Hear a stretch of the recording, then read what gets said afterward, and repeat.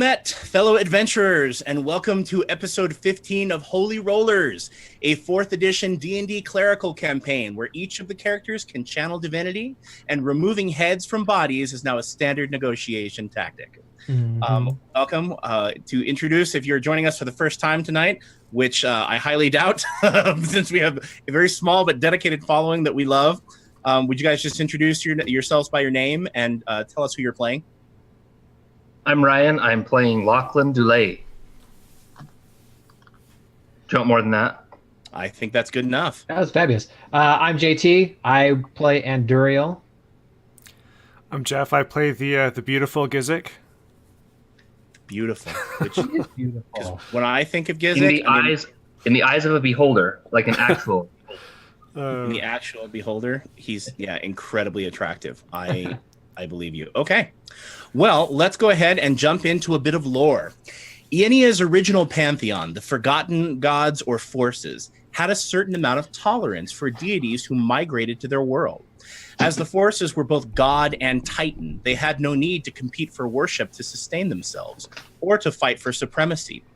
While the outer gods currently hold dominion over Ienia, there are still a handful of other deities from across the planes who maintain a following on the world and hold influence. Some of these interloper gods refuse to cooperate with or be accountable to any other power.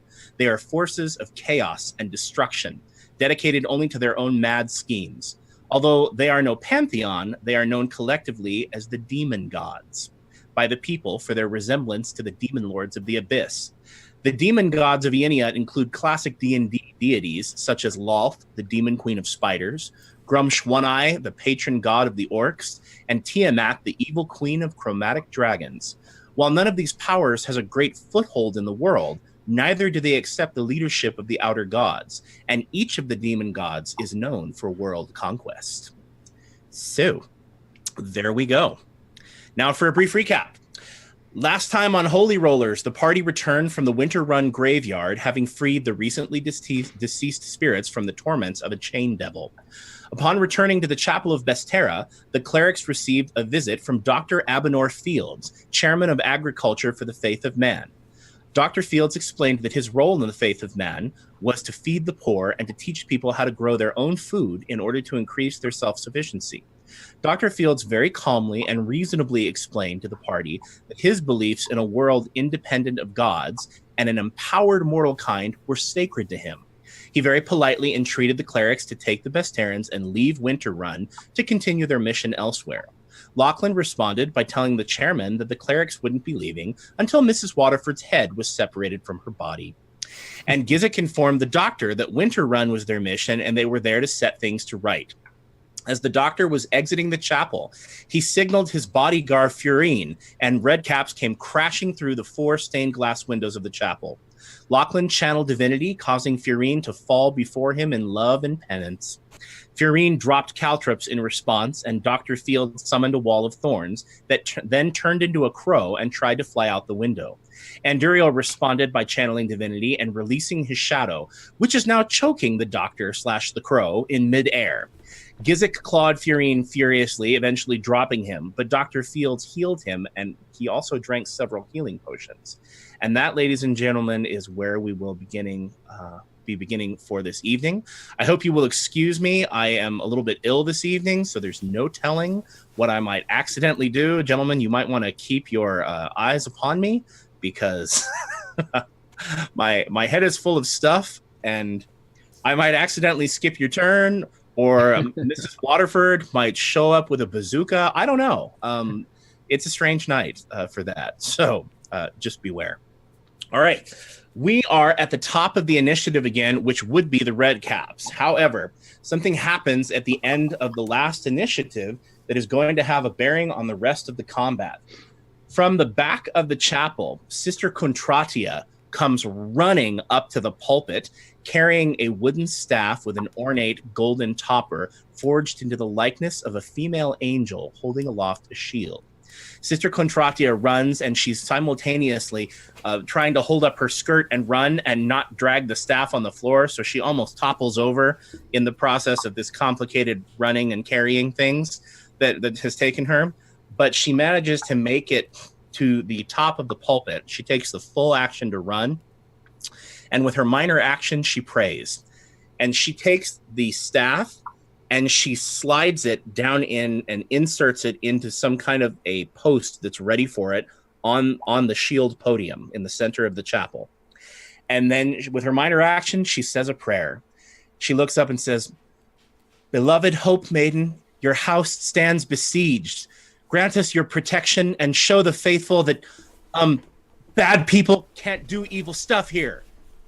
And then she looks at the staff and she says, "Sanctus circule enochiano mia presentia sacrificare." And then as she does that, light begins streaming in from all 4 broken glass windows, and it envelops Sister Contratia so intensely that you are forced to look away for a moment. When the light dies away, standing in her place is an angelic figure in a white robe and silver breastplate. She stretches forth white feathery wings and flies to the most wounded member of the party. Gentlemen, where are your hit points at? 18 out of 29. Okay. Anduriel? 20 out of 38. And Lachlan? I healed. I'm back to full. Oh, no angel for you. Sorry. Okay. No angel of He protection. has his own light. Thank you very much. Okay. All right. So the Sister Contratia angel flies over to you, Gizik. She doesn't actually occupy a square, but she stands over you protectively, her wings beating a gentle breeze that seems to be soothing to you. And she just stands there, beating her wings aloft over you with her shield in her hand like this, waiting. As she comes towards you, what is your reaction, Gizik? Like, ah! Just gonna claw her. No, I think I'm kind of realizing that there might be a reason why she seems so incapable of understanding human things. Just a little bit of, awe and wonder as I'm watching this probably not human thing coming at me. All right. Well, you can see as she comes at you a trace of Sister Contratia. She has the same raven black hair that she had previously, but her eyes are glowing with a celestial light, and her skin has become much more clean, I guess you would say, and possibly fair. So she just kind of glows. She's a little bit hard to look at, but you do see some of the same nest right there. So you're not going to climb on her back or anything? You're not going to try? No. Okay. All right, ladies and gentlemen. Well, in that case, let us begin with a lovely session of the red caps. Okay. Brother Havernell has ducked behind a bench. And Duriel, you are back in the midst of things with Gizik and Furine, correct? Correct. Okay. I think, Lachlan, you are just such a juicy piece of Lachlan there. I'm right next to Furine too, right? Yes, you're right in front of Furine. That's where I have you, north of him. Okay. And Lachlan, 2 of the red caps are going to shoot their crossbows at you. They're going to use the tricky shot power. What is your AC, Lachlan? Right now it's a 22. That's really good, Lachlan, because they're using their encounter power tricky shot. And if it hits you, I don't know that I see you standing for too long. So we'll see how this works. What's 22, you say? Yeah. They need a 14 to hit you. Miss with a 1. There goes 1 red cap's encounter power. And the second one gets a 23, unfortunately. Anything you can do about that? Unfortunately, it's not a will-based attack. My bastion of mental clarity will not turn an arrow. No.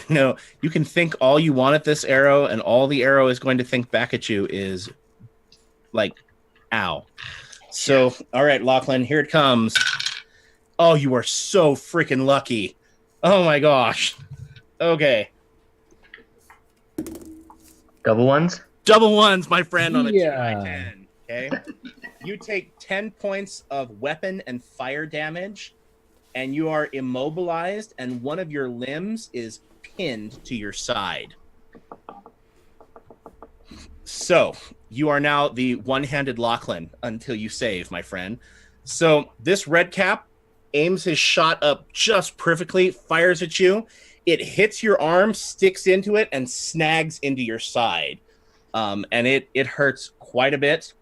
And it is burning you, and it sticks you there. You are immobilized and pinned. One arm is pinned. So there you go, my friend. That's the boat you're in. All right, the other two red caps.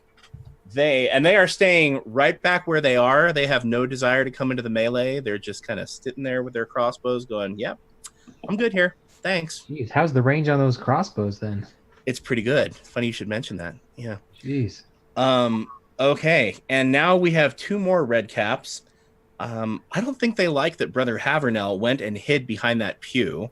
And so poor Brother Havernell, I think, is going to he's going to suffer the effects of that. So the first red cap, R1, he is going to go 1, 2, 3, 4, 5, 6, and he is going into square V10. So red cap 1 is going into square V10. Red cap 2 is going to go 1, 2, 3, 4, 5, 6. Sorry, he's going to have to run. And he is going to go into V11. So right under his friend. And he's going to take a -5. So he's not going to use his encounter power shot. He's just going to take a regular shot. Which is possibly going to be decent. Okay, Brother Havernell's AC is 15. And he needs an 8. Let's see if he manages this. And he gets a 13. He gets a hit. And now the other one. Move the cord out of the way here. The other one is going to use his tricky shot and roll a 3. Oh, no, a 3. How unfortunate for him. So that's 3 red caps that have used their tricky shot. Okay, he does only 1 die 8 plus 1 damage. Brother Havernell only takes 4 damage, thankfully, for everyone involved. Okay. All right, the red caps, my friends, have all taken their turn. Mr. Lachlan, it's your turn, my friend. Is brother Sweeper Man? Brother Ferrante? Yeah. Is he out in this chapel? No, he went booking it back towards the rectory, or the back area, okay. To the living area. Sister Contratia was already out there, but he went booking it back there, hopefully to get a weapon of some kind. Either that or some more furniture polish.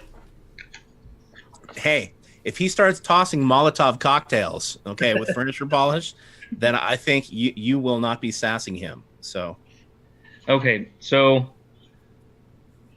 I think I want to. I don't know who Walter BJR is in chat. Who is that? That's a daily Walter BJR. He can't use that because he's already used his daily. Sorry. He says, let's make this interesting. Let's say Lachlan falls over and accidentally pulls down Anduriel's pants. Carry on from here. I don't think we're that kind of show. This is not that kind of a game. I think you must have us confused with like Sirens of the Realms or one of those other slightly kinkier games. However, I am never going to tell my players what their turn is to do. So, guys, go for it. Interesting would be the word I would use to describe what would happen. Good one. Okay. Moving on. Alrighty. I'm gonna use staggering note. On whom? On Furine. Why? Well, because now he's next to Anduriel, and I'm thinking giving Anduriel free attack is a good choice. You know what? I'm not going to argue with that one. So what is Furine's will? Furine's will is only 14. Oh yeah. Okay, that's a 16. Okay. So he'll take 5 thunder damage. Alrighty. He doesn't appreciate that. Does that make us Thunder Buddies? Since we're teaming up now? We're Thunder Buddies? Yes. Are you going to sing the song? I mean, maybe.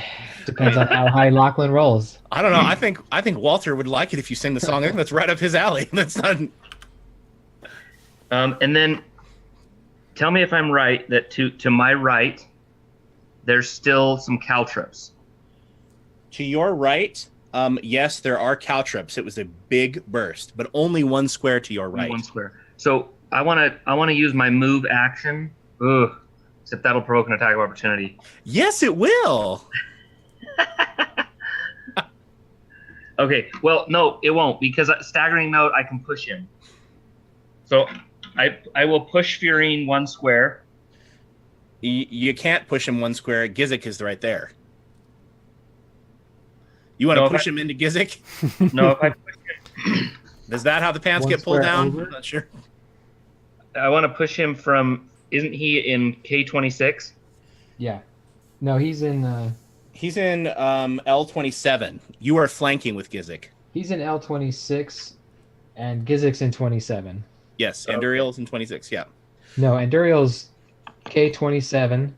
Gizik is L27. For those of you who are there, there we go. That's where everybody Doreen is. is L26. Lachlan is L25. Right there, right at the entryway to the chapel, y'all. Yeah.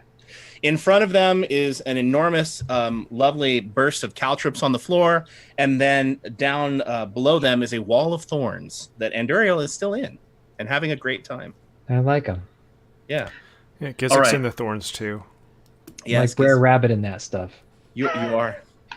All right, then with no push, I'll just give Anduriel a free melee basic. Right. Anduriel wasn't expecting that, so he rolled a 1. Oh no. So you staggering note. How are you giving him a free melee basic attack? Staggering note. I do thunder damage. I can push them, and an ally makes a melee back as a melee basic attack as a free action. Gotcha. Okay. So Lachlan, you bang your sword on the ground, and it starts reverberating like a tuning fork.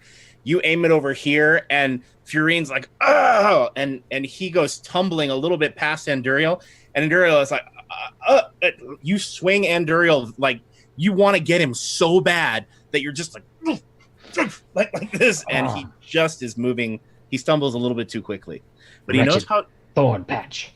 But he knows how eager you are to get him. So okay, Lachlan, anything else you're gonna do? Yeah, I'm gonna use Bardic Inspiration on Furine.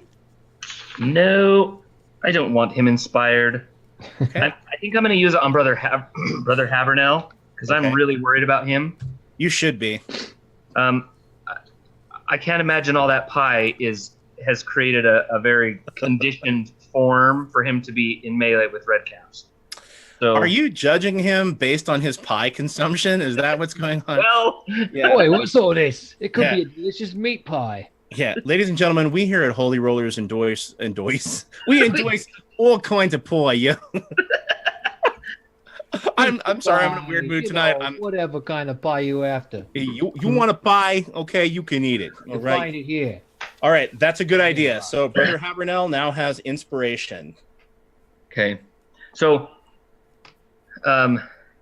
he will do that by shouting to him with some arcana behind his words. He says, "Don't lose faith, Brother Havernell. Help is coming." Okay, Brother Havernell just looks back at you and like and smiles. But now I've seen what happens with the caltrops. Remind me what happens if you move through the caltrops. Okay, if you move through the caltrops, you will take 4 damage and you are slowed. Save ends.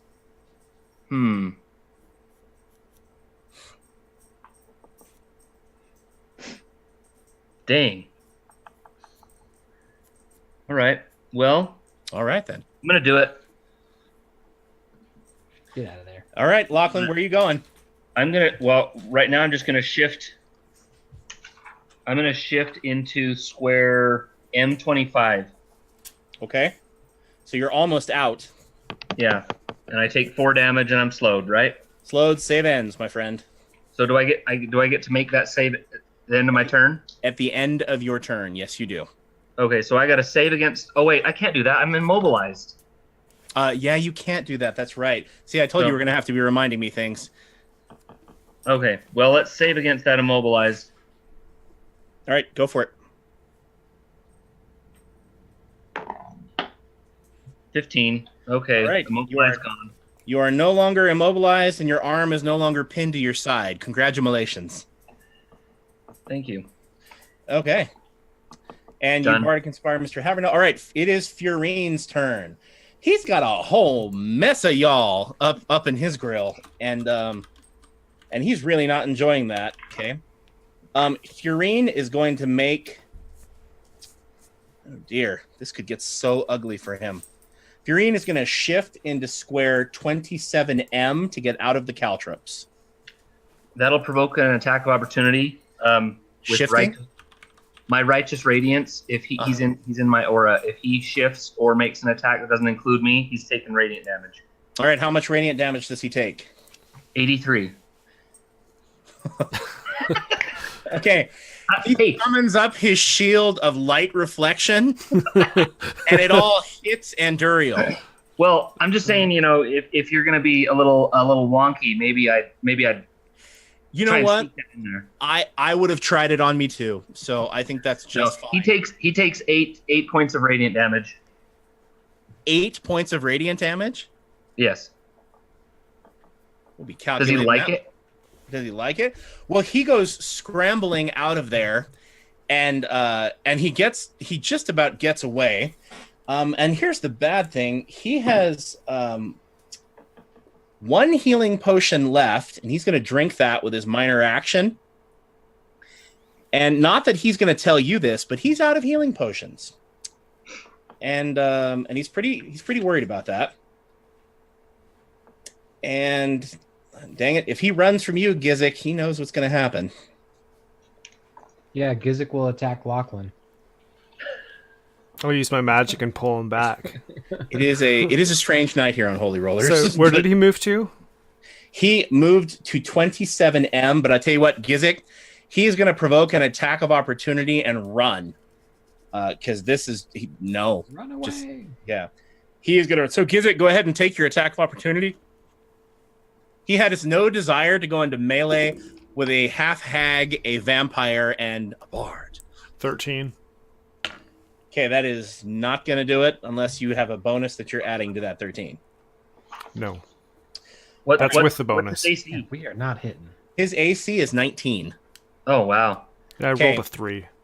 Yikes. He's going to run 1, 2, 3, 4, 5, 6, 7, 8.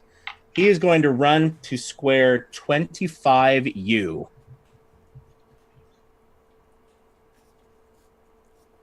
And he really wishes that he were the kind of elite that had an action point. Because guess what he'd be doing with it? But he doesn't. So that is the end of Furine's turn. Okay. Now, Mr. Gizik, it is your turn. So once again, another one of us gets really excited and just can't connect. I think I'm going to go move over towards the red caps. You're going to move towards the red caps? Okay, Gizik, you are currently in the Wall of Thorns. Right. Does moving out of them cause a problem? No, it does not.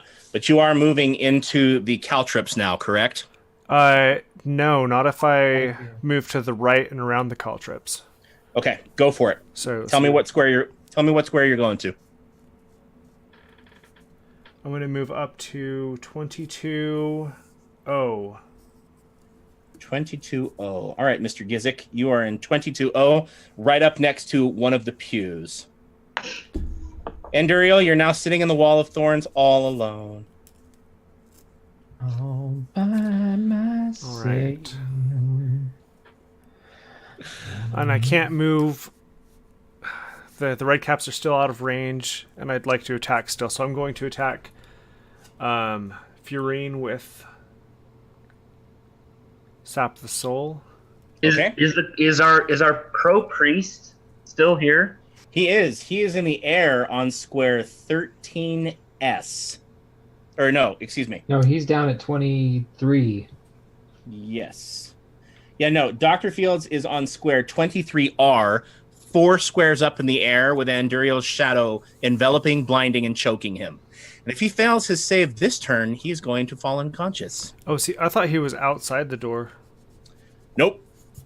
He is right there on the pew, my friend. Check up at the camera. He is right up there over that pew. Okay.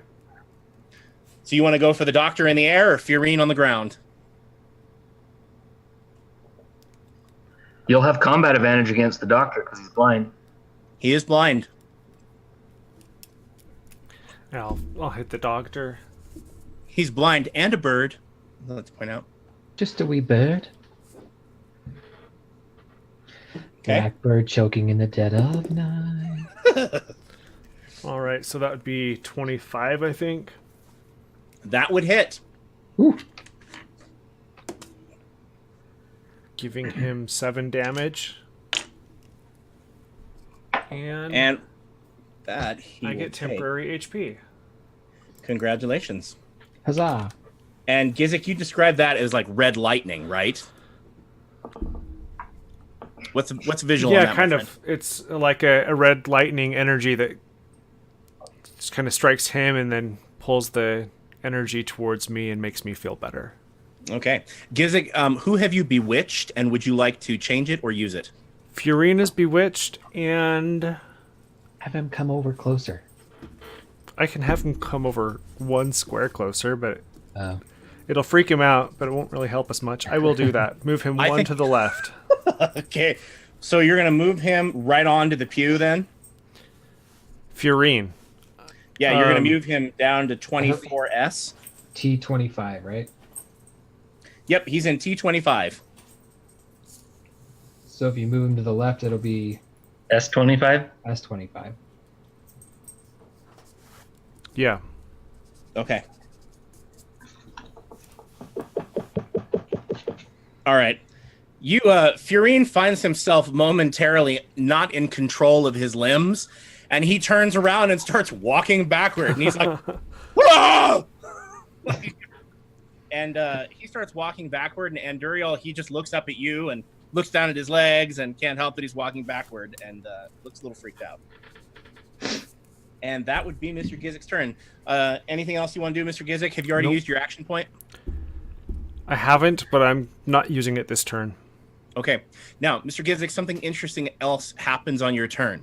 The beating of this angel creature's wings as she flies above you, as each beat of her wings hits you, it seems to fill you with some kind of an energy, and your daily attack power is restored, or the energy that you need to carry it out. I get a daily back? So if you have expended a daily power, any daily power of your choice, you regain the ability to use it again. Okay. I think I'm going to take Fist of Stone back. Okay. All right. Well, I mean, it's up to you. You have the energy, so you regain Fist of Stone, my friend. Yeah. Okay. That's one that'll last me throughout the whole encounter. Yes, it will. Alrighty. So there we go, Mr. Gizik. Anduriel, you've been patient. It's your turn, my friend. All right, so I'm going to run over by Fiorine. I could still make a melee basic when I get there, right? Even if I'm running? Once you get there, yes, you can. You can make a melee basic action as a charge. So you can move your 6 squares. Mhm. And then once you move your 6 squares, then you can move another 6 and you can charge. And at the end of that charge, you can make a melee basic attack. Okay. Well, that's the other question I had. I have an encounter power that's a melee. Would that count, or does it have to be basic? Has to be a melee basic. Unless the power specifically says on your character sheet, you can use this power as a melee basic attack, and many of them do, then unfortunately you are not in that boat, my friend. It says you can use this as a melee basic when you're fighting a guy named Fiorine in a chapel. All right, I think we're going to have to address the taking advantage of this. Yeah. The rules do feel say personally- Oh, the rules do say Okay. specific beats general, so no, I'll just run over there and make a melee basic. Jeffrey, you are correct. However, Anduriel, you are running through the wall of thorns, my friend. Yes, I am. That's going to hurt. Let So, it hurt. Anduriel, Get out of there. any creature without forest walk that It's difficult terrain for you, Anduriel. Okay. So it costs you 2 squares of movement to move into that right square. Okay. So then you're gonna go 1, 2, 3, 4, 5, 6, 1, 2, and then you charge Fury. So tell me where you want to end up. I will end up on R26. R26. R26. Chair be high, says I. Okay. R, make your melee basic attack. His armor class is 19. All right. Welcome to the pirate edition of Holy Rollerz. Here there be monsters. True. All right. Okay. Okay, so that is plus my bonus. That is a 19. That is exactly what you needed, my friend. Okay.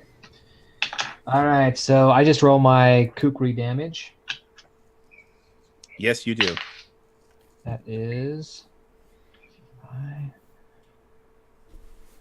10. Well, it's the 1d6 for the damage. Do I get the damage bonus because it's a weapon attack? Yes. Yes, you do. Yeah, so it's 10. Okay. So 10 points of damage to Porphyrine.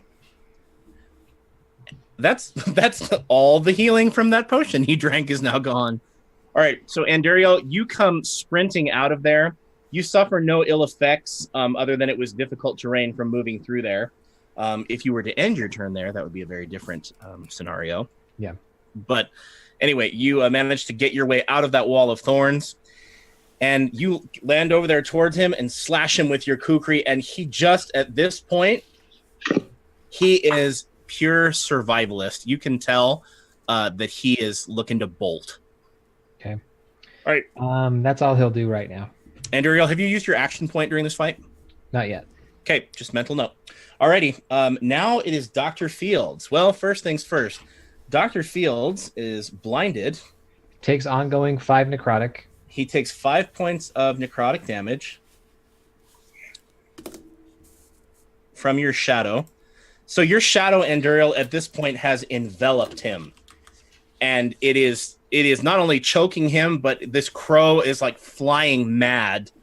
Can't really see what he's doing. And he's pretty grumpy about that. So he is going to fly over. He is gonna manage to fly out that broken window, however. So he just flies in a right direction. And I'll tell you what I'm gonna do, because he's blind.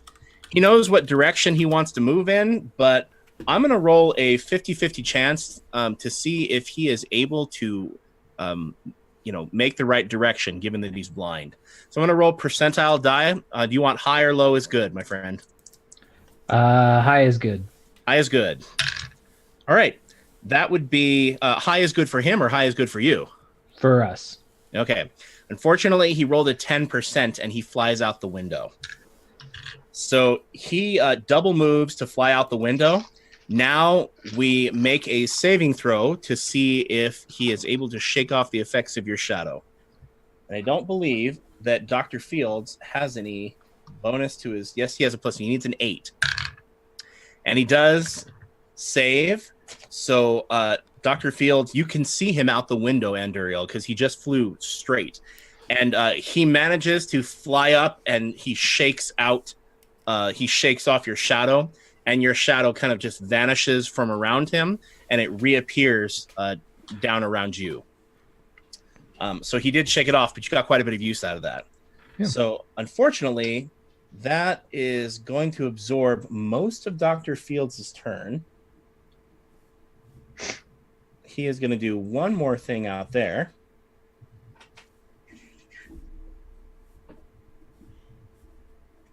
Okay.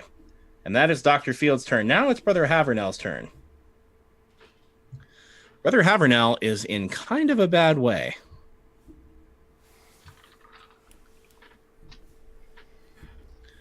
His hit points are fine, but he is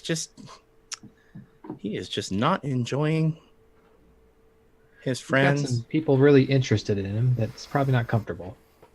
He really does. Okay. Brother Havernell is going to cast the Consecrated Ground spell. So there is a burst. Let's see. Any enemy that starts its turn in the zone takes 1d6. All right, Brother Cavernel is actually going to move adjacent to them.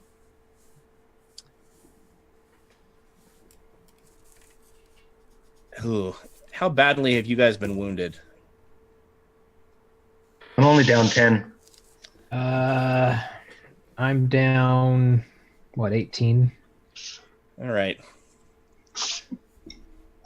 Well, I think he's going to play tank for the time being. So Brother Havenel casts the Consecrated Ground spell, and he takes his staff and he chants in Celestial, bangs his staff into the floor, and a bright aura of light goes up around him and the red caps in a burst 1. So that whole area around Brother Havernell's square in 11U is now consecrated ground. If you or an ally start your turn in that zone, then you regain hit points equal to 1 plus his charisma modifier. So if you guys start your turn in his aura, you're going to get some healing. And that is what Brother Havernell does with his move and his standard.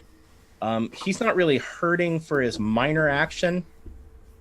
So I think with his minor action, he'll just say, "You are both naughty," and then slams that staff down. And then he pulls like the friar from the Robin Hood Disney animal movie. He pulls that "Get out of my church" line. And Yes. that's his minor action. And that's Brother Havernell. All right, back up to the top with the red caps. Okay. Well, 2 of those red caps are going to take some decent damage. All right. There we go. 2 of those red caps take 3 damage, which is not a ton.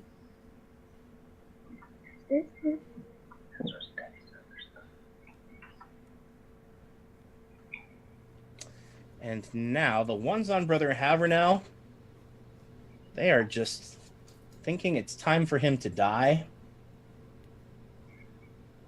And he has interposed himself in a difficult place. Okay. The second red cap shifts down 1 square. He's going to be in now 12V. B. And they are both going to use their clever sap attack on Brother Havernell.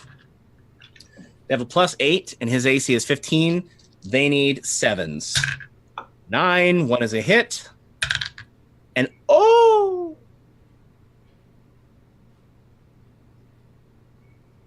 that's a 20.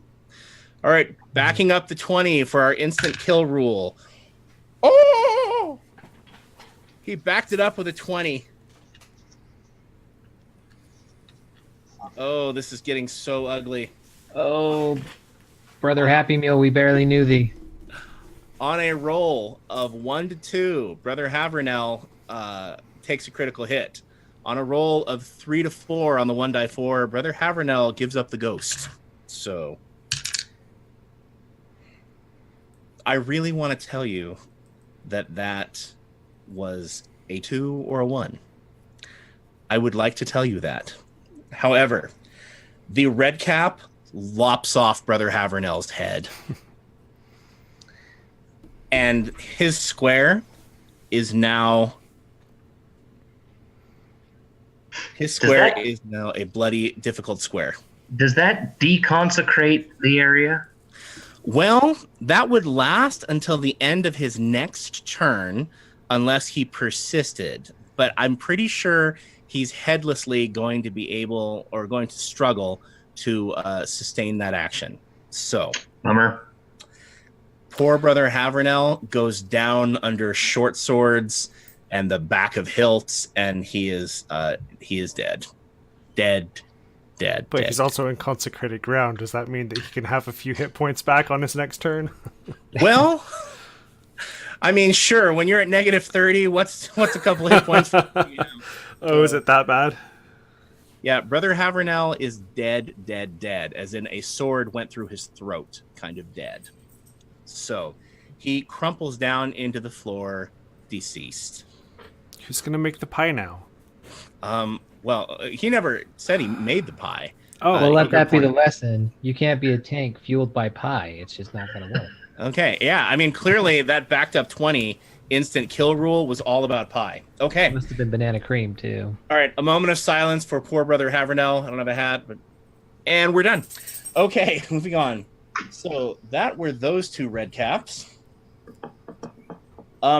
And the red caps, by the way, they laugh uproariously as they stab him to death. And one of them probably makes a joke about cutting Brother Havernell down to size or something like that. And they laugh. And the two red caps in the back of the chapel with the crossbows they both cheer. They're like, ha ha! Down goes one priest. And the two of them are going to take their turn. And let's see, what is going to be most advantageous? I think they're both going to shoot their crossbows. And Lachlan, you don't have an angel protecting you, so they're going for you. What's your AC? It's 22, but I was wondering, do I get any cover from the pew? Nope. You're standing up. You're easily standing well over the pew. If you duck behind the pew, you can get cover, but otherwise, Okay. Yeah, it's a 22. All right. Well, they can't flank you here, so they need 15s, my friend. 14 and a 4. So, twang, twang. One of them flies right past your ear, but they do, in fact, miss. Okay, that's all the red caps. Lachlan, it's your turn, my friend. All right. I want to, with my move, I want to do a standing long jump over those caltrips. Okay. You need to make an athletics check. Yeah. 15. That should be, I got a 24. All right. So that's enough to put me out, right? You divide by 10, so you can jump 2 squares. So I'm gonna just jump to M25. All right. Well, no, actually, I'm gonna jump next to Gizik. So I'm gonna jump 1, 2 to be next to Gizik, and then continue my move 3, 4, 5, 6 to be at 19M. Okay.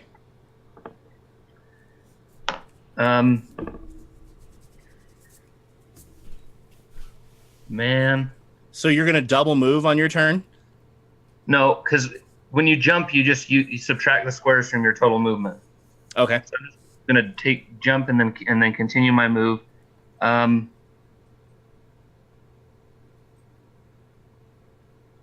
Oh man, he's a little upset. He's a little upset. Brother, what's Lachlan's reaction to Brother Havernell's death? It's rage over, but with grief. It's like I mean, it's just he's horrified.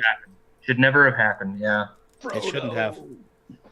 And it certainly does impact the defense of the temple, because now you're in the hands of Sister Contratia the Simpleton and Brother Ferrante the obsessive cleaner, the obsessive compulsive cleaner.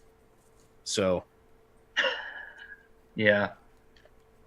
Sorry, 1, 2, 3, 4, 5, 6. 1, 2, 3. We just hadn't have killed that chain demon, we could bring him back. Kind of. Maybe if you asked very nicely and signed a contract. Okay. Okay, I'm gonna go a different way, Matt. I'm gonna go around between the pews. So if I double move, I should be able to get to 13V. All right. To be right next to red cap number 2. And then with my minor action, I'm going to use Virtue, which will give me my surge value and temporary hit points. Okay. And that'll be that.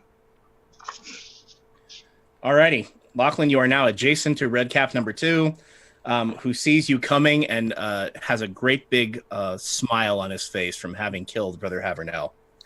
So, okay. Sometimes the instant kill rule works for us, and sometimes it works for the enemy. Tonight, we're not sure it's worth it, but we're going to keep using it. So, okay. So that is Lachlan's turn. It is Furine's turn. Freaking Anduriel, you are just on him like in a bad way on him. Okay, he is going to go 1, 2, 3. Anduriel, how are you feeling? What are you down to? 20. Yeah, 20. Oh, he could duke it out with you, but there really isn't a guarantee of success here. What is he going to do? What is he going to do? All right. Yeah, Anduriel, I think he's going to try to shift back 1 square.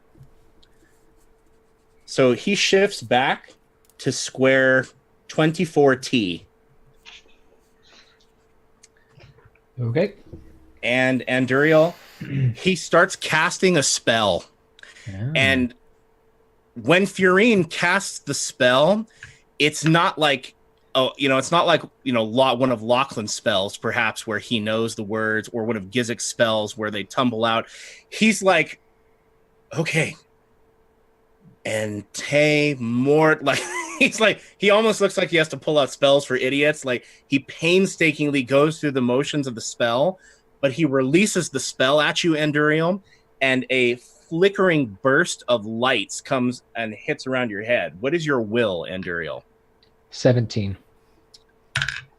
And he got an 11. So unfortunately, he pulls off the spell and he looks elated over the fact. He's like, yes, it worked. And he flings past this bursting colored lights, but you just hold up your arms and they go flying over your head. And he's like, oh, son of a, and just releases a horrid stream of swear words, some of which involve your manhood. And it's just furious. And he wishes that he had an action point, but he doesn't. And that is Furine's turn. Gizik, it's your turn, my friend. Well, I'm going to use my minor and move him right back next to Anduriel. Okay. Alrighty. Furine loses control of his own limbs again and starts walking back towards Anduriel. Okay. And that would be all right, so then I'm going to move between the benches and then charge him, so I am flanking with Anduriel. Okay. So what square are you on there? So I would be on 24T, I believe, which would put him on 25S, and you on 26R. Yeah. You're gonna have to make a climb check if you want to pull that off, my friend. I can't go between the bench and the window there. You can, but you only move 6 squares, and I just counted like 1, 2, 3, 4, 5, 6, and that puts you at the end of the bench. Right, and then a charge, which is another 6. 1, okay, 2, I got 3, you. 4. All right, so you're just gonna make a melee basic, or do you have a power? Yeah. Oh well. I have a power, but it's not great. I'm just going to use a melee basic. All right, go for it. Furine's AC is, I believe, 19. Yep, it's 19. Okay, so I have to roll 7. And I got an 11. All right, so this is 6 damage. Okay. All right, Gizik, you come up behind him and you sink your claws into the back of his neck, right? He's too busy releasing his spell on Anduriel, and he's like, ha! He releases the spell, and then it flies over Anduriel's head, and in the midst of his swearing, he's like, mother of... And he manages to pull off of your claws, but he's holding his side, he's holding his neck, and he looks a little panicked, like he's not sure what to do. And he goes, I quit. Parlay, I give up. I'll anything you want. I'll do anything you want. I'm good for it. I give up.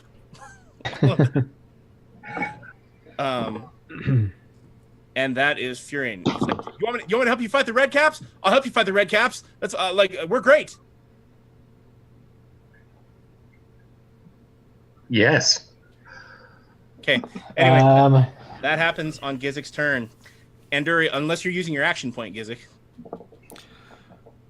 I don't think you're supposed to be able to after you charge. Yeah. Use your action point? A charge ends your turn. You're right. That's correct. Anduriel, it is your turn, my friend.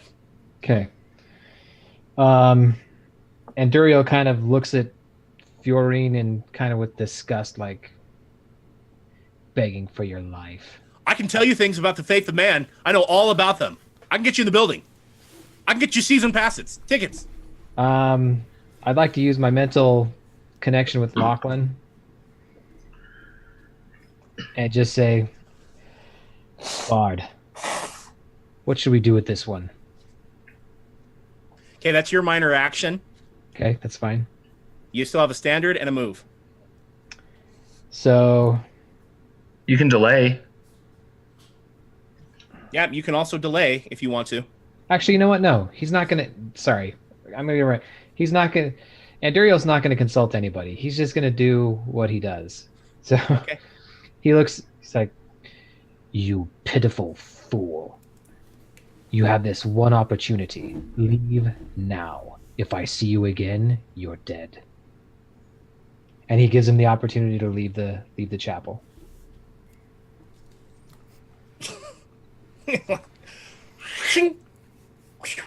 Okay.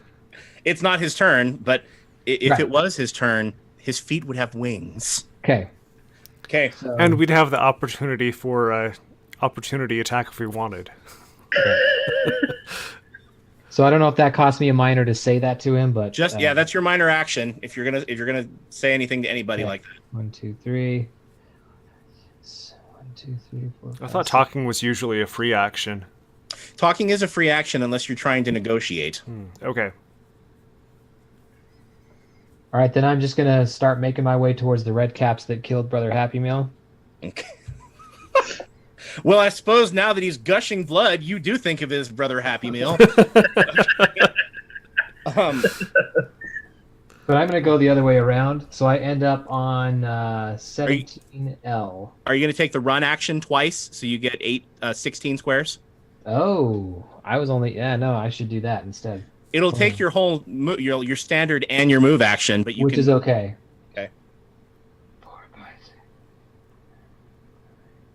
9, 10, 11, 12, 13, 14, 15, 16. So I end up on 15M. Okay. So I'm coming around the other side. You'll be coming around the mountain when you go. Okay.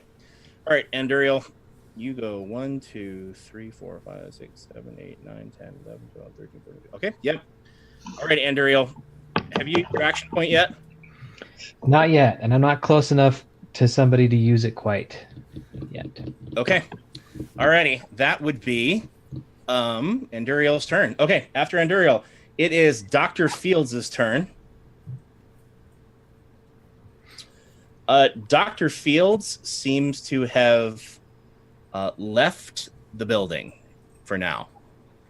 So, nothing really happens on Dr. Fields' turn. He flew outside.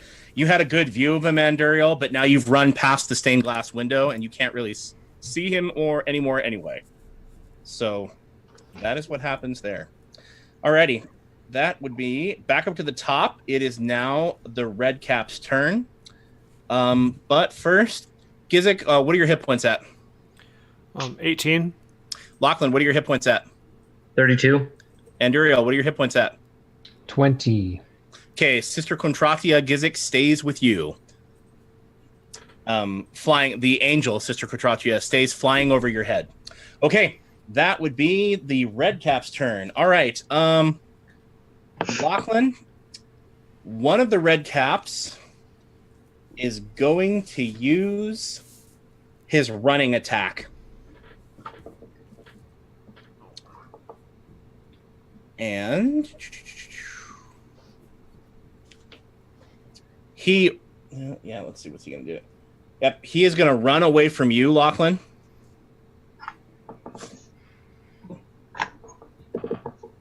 Is that a shift? No, it's a special attack. It's a rogue attack where you move and don't provoke attacks of opportunity. So he bolts away from you, Lachlan, and moves 1 backwards.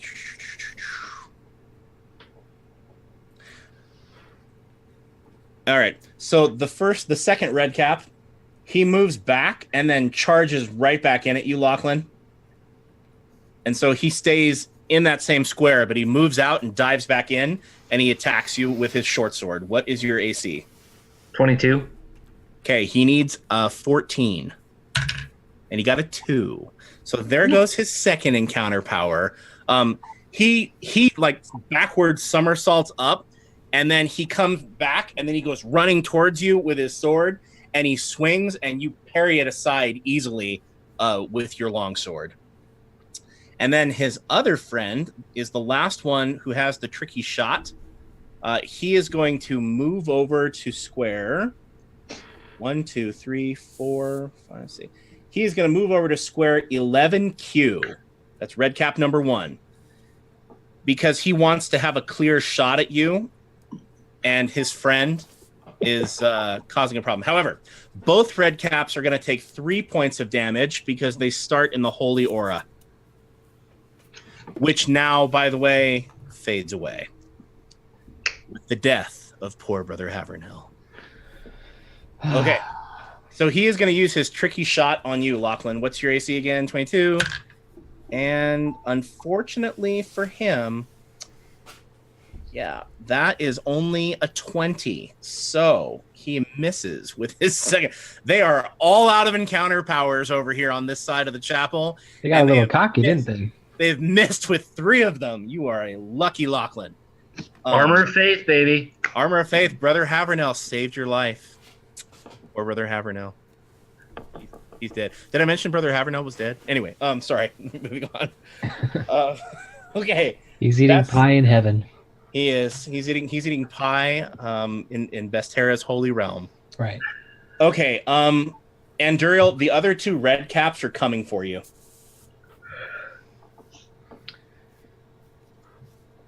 Just bring it, I guess, as long as it's not a 20. 3, 4, 5. We had quite enough of that for one evening. Okay. Red cap number 3 moves into square 14J. Red cap number 4 moves into square 14I.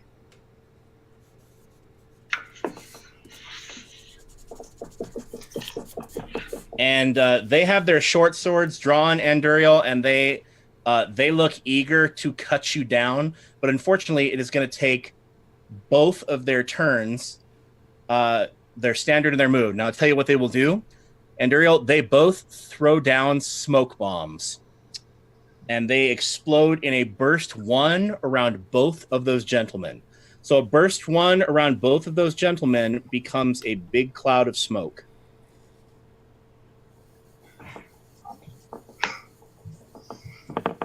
Throw And they your are both. What's that? Throw your fireball. There you go. So they are both right in front of the pulpit, but they are completely concealed in that cloud of smoke. Okay. So yeah, Lachlan's advice is great. Throw your fireball, Anduriel. I'll throw every fireball I have. I see what you did there. Okay, moving on. All right, so that's red cap. Lachlan, it's your turn, my friend. All right.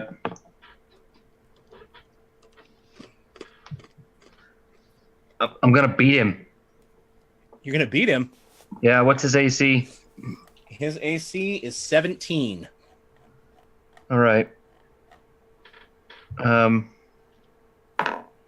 Oh, look at this. You see that? Uh-huh. Wait. Bring the camera back down and roll it again. I want to see the backup. Back it up. What is it? Oh! Come on, roll the 1d6. You know what we need. There needs to be karmic justice here. I want to see the 6. Oh, it's just a 2. But it's still a critical hit. It is still a critical hit. So, critical hit. 1d8.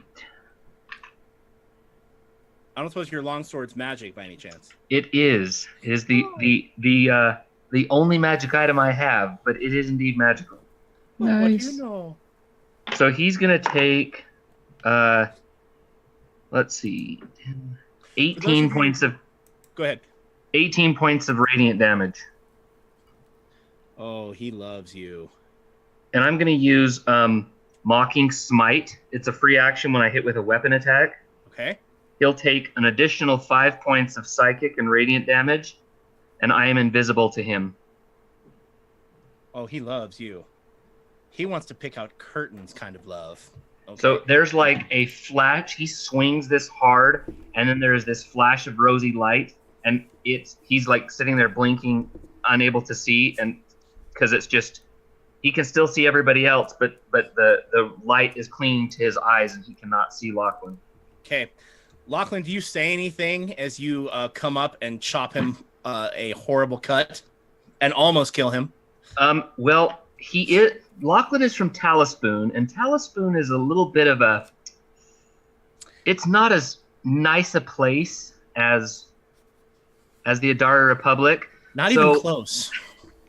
He may be a paladin of the goddess of love, but he's also a bard who spent time with with a famous actress. whatever he had to be. So he's so outraged, like righteously indignant that they have just killed a halfling, that he calls him a son of a and yeah, there's this you Fae, you pointy eared.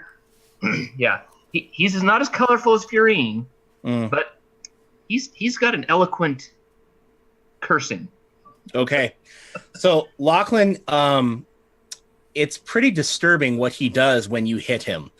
You call him, expletive, and you take your sword and hold it up, and it glows with that rosy red light, and then you strike true right into his chest.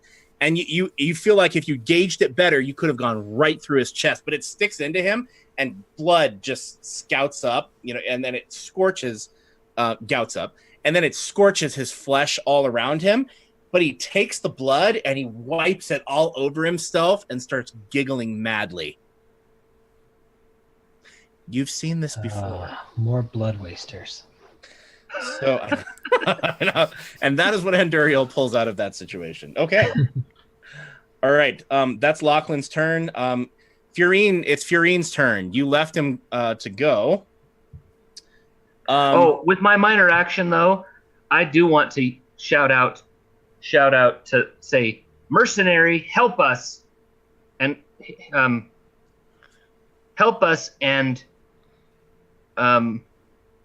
we'll not only spare you, but we'll also pay you. Oh. Okay. Do you have a lot of gold laying around?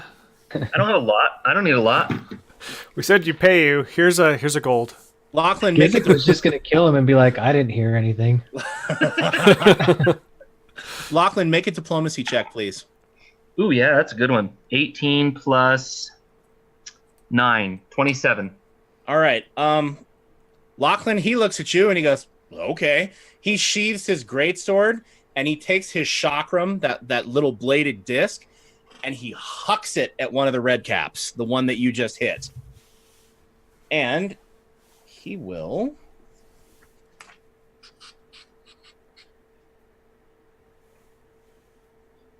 He has a +8, and that's a 15. Unfortunately, that is not going to be good enough for Mr. Redcap. What does he need? He only needs 2. Well, Adept's Insight will give him a +3, so I'm using it. Okay. All right, he hits, and because he hit, his chakram rebounds toward the other red cap. And that's a 19, which also hits. So both of the red caps are going to take 11 points of damage. Princess Furine.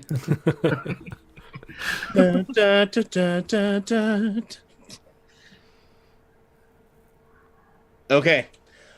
They are pretty surprised by this turn of events, as Furine himself is described. But anyway, his chakram obviously is it's obviously enchanted because he chucks it, and if you're really good with a chakram, you can get it to cut and bounce. But he gets it to cut and bounce, and then it flies back to his hand, and he catches it. And he is going to duck down under the pew because he doesn't want a nice red cap crossbolt to the puss. So that is going to be Furine's turn. And now, Gizik, it is your turn, my friend. All right, I'm going to move closer to the red caps. 2, 3. Okay. To 18V. Hit with Sap the Soul, attack 10V, so it should only hit that one red cap next to Lachlan. Okay. Hey, why don't you bewitch someone? Oh, now yeah. You don't need Furine. Yeah, would you like to bewitch someone? Yeah, I'll bewitch red cap number 1. Our All right. friendship has bewitched Furine, guys. Okay, I will tell you, friendship. Okay. Like, not killing him. Okay. Oh, he's still bewitched, just not the same way. He's bewitched at the prospect of life. So, okay. He looks like Gizik. If you hit him, he is going to go down. Like, he doesn't look like he can stand much longer. Okay. So are you sure you want to drop this one or go for the other one? I'd rather drop this one. It's not a very strong attack, so. All right, go for it. His will Okay, is so not great. on red cap number 1, the one that's closer to Anduriel, I rolled a 9 on the Bewitch. So, Okay. so that's an 11.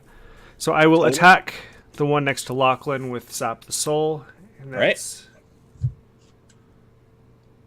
+9 as well. Versus Fortitude. So 20 versus Fortitude. That's a hit. And it does 8 damage. All right. You sap that soul. Just sap it. I steal his last bit of life. Do. All right. So, Sap that soul. okay, it is the one next to Lachlan. Yeah. Yeah. Okay. RC2. All right, you drop him, Gizik. That was red cap number 2, and Hey. red cap number 2 goes down. And I'll use Virtue of Valor to give Gizik 4 temporary hit points. All right. So that square becomes difficult terrain now that the red cap drops into him in front of you, Lachlan. So Gizik, you see him, and you try to bewitch him and don't quite manage it. And then you reach up your hands, and out of your claws goes this red lightning, and it just leeches out the last of his energy. And he just goes, and he drops down to the floor, and you absorb that as vitality. And the other red cap is starting to he looks towards the windows and the ropes that they swung in on, and he's like, well, this is not what I signed up for. I'm used to picking on peasants and and farmers and okay, so that would be the Gizik's turn. Anduriel, it's your turn, my friend. Okay. Unless there was something else you wanted to do, Gizik. Not this turn. I'm still so far away from everybody. So far away. Okay. Okay. Anduriel, what willest thou do? I'm going after Red Cap 1, the other party to the murder of the Brother Happy Meal. Okay. Are you moving to square 12 P then? I will be P12, yep. Okay. And we're going to do Weapon of Divine Protection. Go for it. Kukri. And it's versus armor class. Okay. Their armor class is 17. So that's a 15 plus 7, so that'll be enough. That's a hit. That's a hit. So my weapon. That's 12. That is 19 points of damage. And you drop him. Yeah. All right, Anduriel, you go charging up at him, and he holds up his short sword, and he's like, no. And he goes, King, King. So you come in fast and furious, probably slightly enraged at the death of Brother Havernell, and also probably pretty hungry. And you say anything to him as you end his life? Well, as I'm charging, I just smile, and he can see my fangs coming and my kukri shining, and I just smile at him as I'm coming at him, and then it's just okay. So King, and he looks at you and he's like, he falls down on the ground, smearing the blood onto his face, but he drops down and gurgles his last out. And that square becomes difficult terrain. There are dead bodies all over this church. Brother Ferrante is not going to be happy. dead body. Okay. Alrighty. That would be Anduriel's turn. Anything else you want to do, Anduriel? No, I don't want to mess with the cloud right now. So no, that'll be it. Okay. All right, back over to the top. It is the Red Cap's turn. Anduriel, they are both going to use running attack against you, which they can do as part of 2 moves, if I am correct. So, just double checking here. Yep. All right, Anduriel, they both run past you. And Red Cap number 3 winds up, let's see, 1, 2, 3, 4, 5, 6. 1, 2, 3, 4, 5, 6. In square K5. And Red Cap number 4 ends up in square K6. Both of them run out of the cloud and they run past you, Anduriel, and they take 2 vicious encounter attacks on you. Anduriel, what is your AC? It is 15. They need 7s to hit you, my friend. Good luck. Yikes. Yeah. That is a 12 and a 14. All right. And this, I will not lie to you, is probably going to drop you. I would prepare yourself emotionally. Okay. All right. Oh, that could have been worse. Okay. All right. 7, 11. Anduriel, you take 30 points of damage. Ooh. Okay. I had They some go- temporary HP, so I actually have 5 left. I had temporary hit points. Okay. So, Anduriel, they both use their running attack, and they run past you on either side of you, and they slash you in unison, and they practically cut you in half. If it were not for those temporary hit points, it would have been a whole lot uglier. What he doesn't do is smear the blood on his face like some heathen. No. No. There Jeez. is nothing of the kind there. Okay. Okay. And that is going to be their full turn. And they both turn around at the end of it, look back at you, and they're like, "Can't take another one like that, vampire," and smirks. And the other one just laughs at his friend. He's like, "Good one, Bob." Like, so. Anyway, actually, sorry, most of these names are French, so good one, Le Bob. Like, okay. Okay. Bob the Red Cap. Can we kill him? Yes, we can. Lachlan, it is your turn, my friend. What kind of check do I need to just spring over these pews? It's just going to be a basic athletics check. You need a 12. Okay. I'm assuming you want to jump over without being impeded in your movement, right? Correct. Yeah. Yeah. I'll set a DC of 12. They're not very high. Well, that's a 28 on that one, and then the next one is 14. So I'm right. gonna go 1, 2, 3, 4, 5, 6, and then that will put me at excuse me, P8, and then I will charge with my standard to end at L7.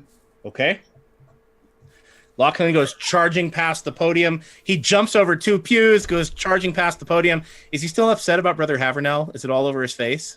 Yeah, it's just like, you know, and they almost cut another buddy in half. This is ridiculous. I rolled a 1 on one of those die 10s I rolled. It could have been a lot worse. More acquaintance than buddy, really. But I mean, if we're Well, I being didn't say honest. I didn't say like best friend, a chum. Okay. so like after this is all over, there aren't going to be any sleepovers. But like, Are we going to have the define our relationship discussion after this? I don't know. Maybe I'll devote the game time to it if you guys want. Okay. So that's a hit. That's an 18 plus 10. So damage is 13 radiant. Okay. He doesn't like that. All right, Lachlan, you swing your sword like a man possessed, and he brings it up and tries to parry, but you just cut a wound in his belly, and he goes, "Ah!" And he takes the blood, smears it on his face. It's looking really cute.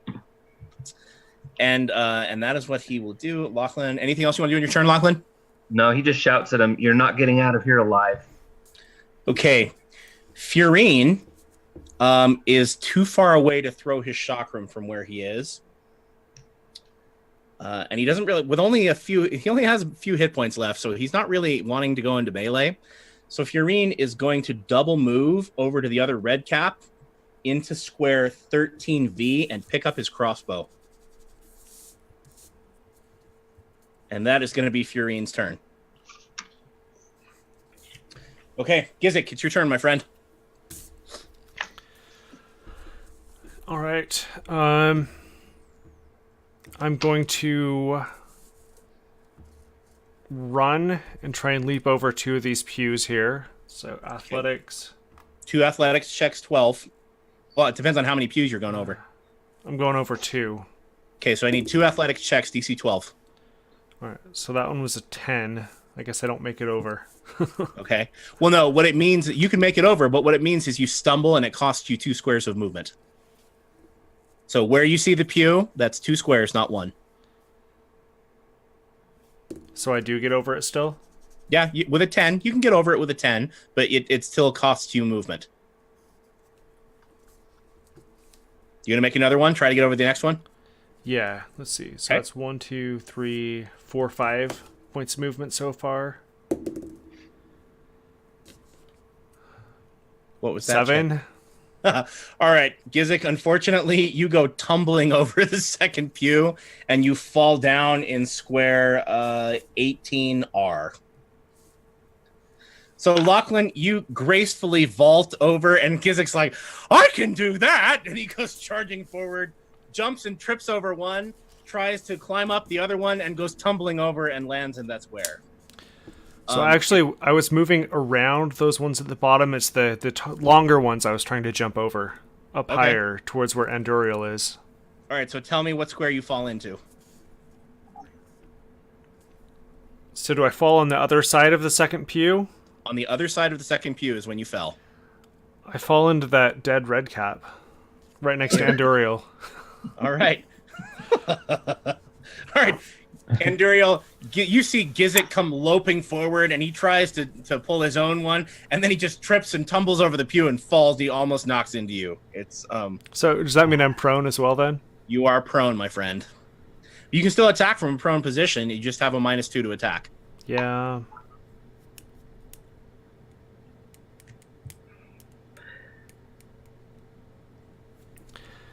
Well, I am close enough. I'm going to try to bewitch the red cap number 4. Haha. That one will hit, I'm sure. It's a 28, I think. Okay. That hits. So he'll be vulnerable too. All right. So red cap number 4 is now vulnerable too. Okay, so that's minor and a move. I have standard action. I will attack both of the 2 red caps with Sap the Soul. Okay. So against number 3, that is a 24 minus 2 is 22. Okay. And against number 4, the same number. Great. Their will is only 14, so you got both of them. Okay. So the damage then is... Same damage for a burst. 8. All right, 8 points of damage, and once again, temporary hit points to the Gizik. Yep. So R4 takes 10 instead of 8, right? Yes, because he's vulnerable, yeah. Thanks, Ryan. I can promise you right now, I wasn't going to catch that. Not tonight. I'll try and remember that. Not where my sinuses are. Like, Yeah. okay. So. Vulnerable 2. I have it written above his character sheet or his hit points, but you'd think, yeah. Anyway, So that leaves me laying on the ground. All right, Gizik, you're on the ground. So Gizik falls onto the ground, but he still gets up and he's like, "Gosh, and he still hits them, both of them. They're like, ah! They both get hit by lightning. And Duriel, it is your turn. Okay. Great big Gizik next to you. Yes. He's just, well, first he's going to use healing word. Okay. On his own self. Okay, and Duriel, before you do that, when you fall below hit points on Gizik, the Sister Contratia angel flies towards you. Oh, okay. And is now hovering over you. You feel the energy of a daily attack return to you. Ooh. I will also tell you, even though it hasn't come into play yet, that you have a +3 to all of your defenses while she defends you.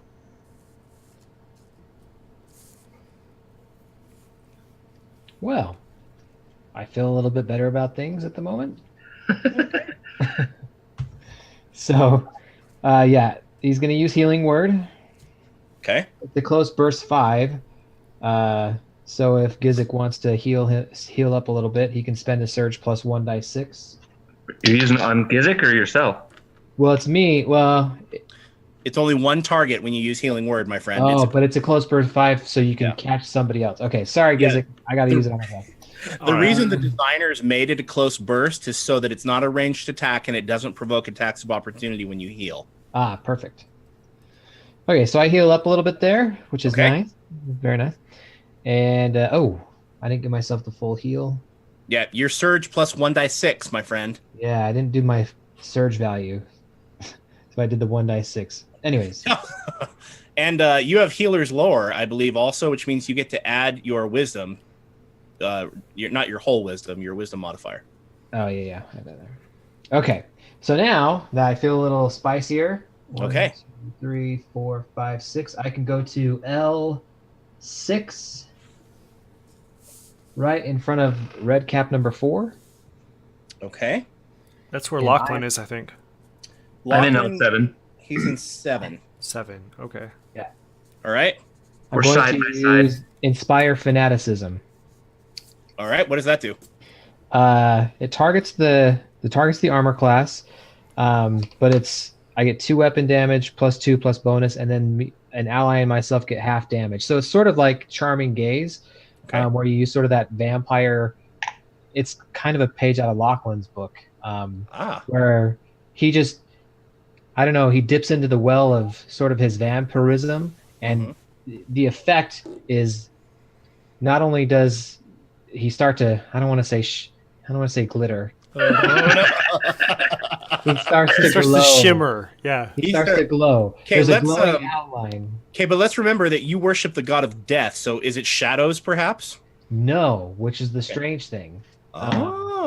Which is an interesting thing. There's a glowing outline around him. It's not shining bright. It's sort of that kind of a bluish hue to it, but it definitely starts to happen. And Red Cap 4 starts to get these really big eyes.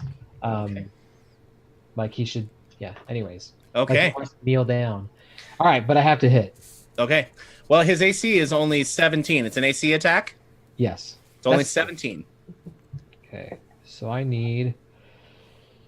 And sorry, is this a vampire attack or a weapon attack? No, this is a cleric. This is a cleric weapon attack.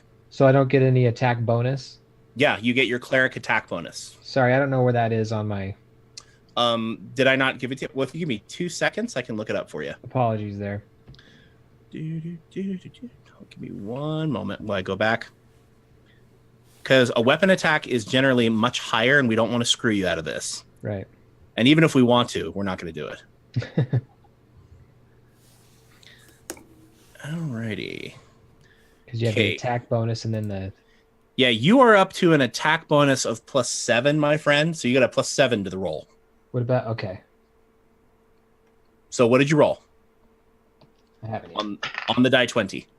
That is a 16. So I guess it doesn't really matter. All right, so that's a 23. So that's a hit. Okay. So 2 weapon damage. 1, 2. Plus. So that's 9, 10, 11, 18. 18 points of damage. All right. And I take half damage from the next attack that you and Lachlan, or just you? Me or an ally. So you pick you. I'm gonna pick you. Me. Okay. I'm gonna pick okay.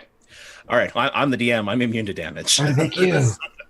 Don't hurt him. Okay. All right. Lachlan, Anduriel comes running up to you, and he is giving off an unearthly glowing light.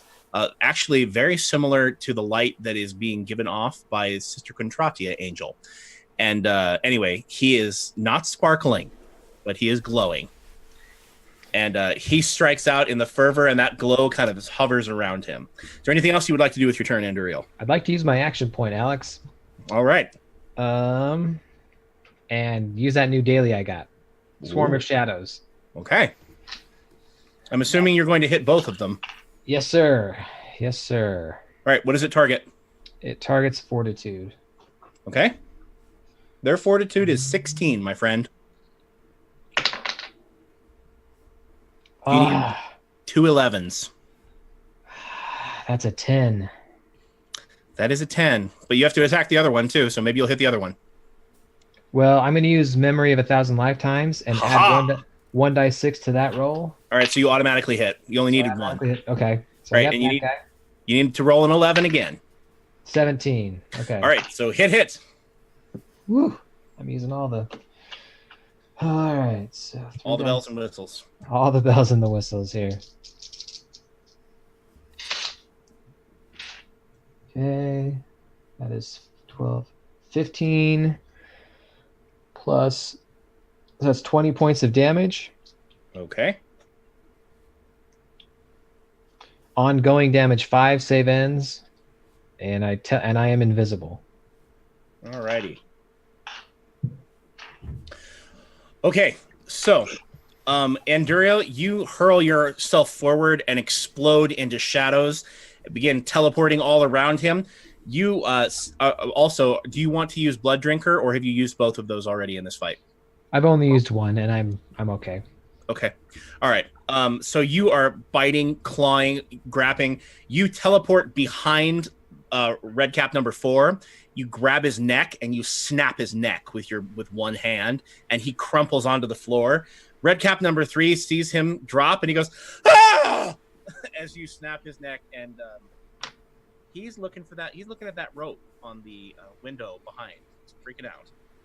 So that is Anduriel. Okay, alrighty. That brings us to the top of the next round. Where are your hit points, gentlemen? Anduriel, how many do you have? With all the healings, I'm back up to 20. All right, Lachlan, where are you at? 32. And Gizik? 18.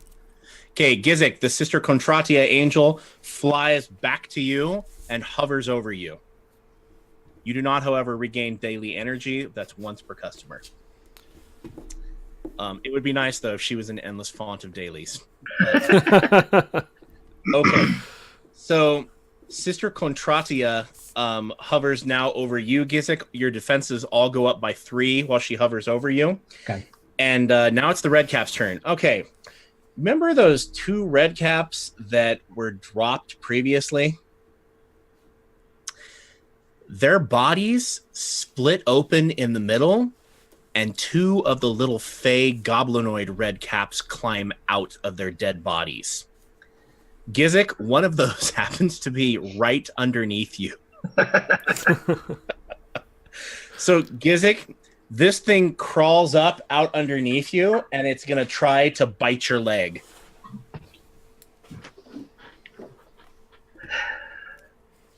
What is your AC, Gizik? +3. +3 is 19, but I'm also prone, so I guess that would be 17. Okay, 17. So he needs a 9. And he gets a 19. Gizik? Oh, Gizik, you take 14 points of damage, and he climbs onto your back.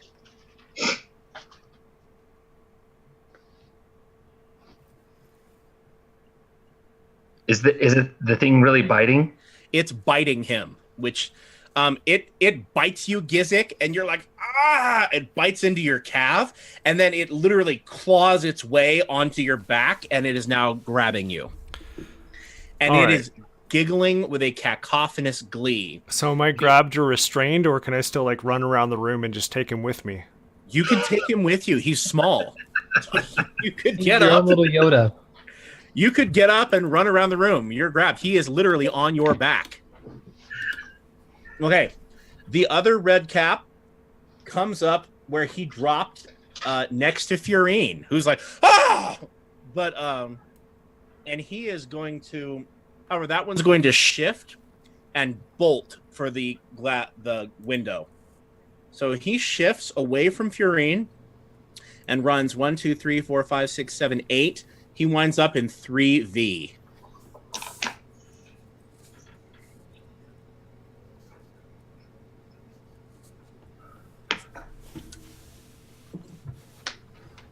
Furine's just grateful that he didn't get attacked.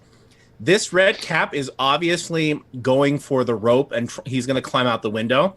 And as he gets up and tears his way free of the dead body of the rogue, he is cackling with glee and wiping the blood from the body that he crawled up out of. And he's like, and cackling the whole way. It's really creepy, and it's also annoying. Just FYI. So that is what happens with those two red caps. Does not happen to the other one that was dropped. There is one red cap who is left. And Anduriel, you are right in front of him. He is going to... Anduriel's invisible. Oh, what square did you end up teleporting into, Anduriel? 6J. Okay. All right, Anduriel, he doesn't think there's anyone around him, so he bolts, and you provokes an attack of opportunity from you. Hooray! That is a 10 plus 7. That's a 17. Okay. +2. All right, Combat that hits. That hits. All right, so my weapon. So, geez, it's only 8. 8 points of damage. That's okay. It hurts. He doesn't look like he can take another hit like that. So anyway, he runs past you and is shocked when you reach out with your kukri and slash him over across the arm. But he does double run. He goes 1, 2, 3, 4, 5, 6, 7, 8. 1, 2, 3, 4, 5, 6, 7, 8. He moves over to square right in front of the A column into square 2.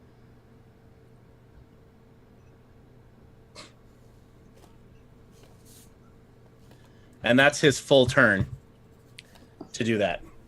Okay, that is all the red caps' turn. Lachlan, my friend, it is your turn. All right.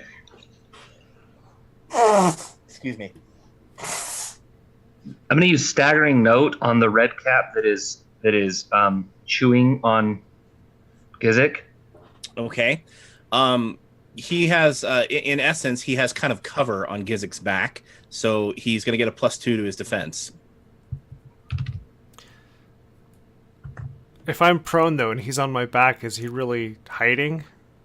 Well, the concealment issue is not necessarily a matter of him being behind you, as it being Lachlan having a hard time aiming because you guys are wrapped around each other. All right. Well, not around each other. I mean, unless you're hugging him back. Which, I mean, that could be really romantic, and if you would like to describe that, you can. I could go for a nice crushing hug. Yeah, I think that Walter BJR would really appreciate that if you want to do that. But What's his will? His will is 17 to you. 17 to me. Okay.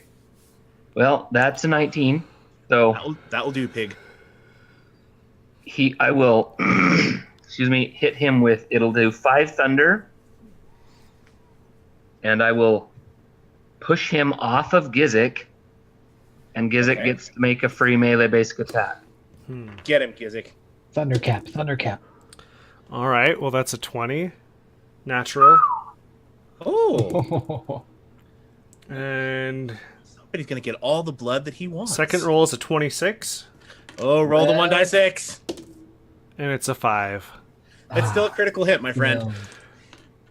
Remember, All you right. also, because you have that defensive staff +2, you get to add 2d6, right? Well, that's true, I do. So then that would be 13 plus 2d6.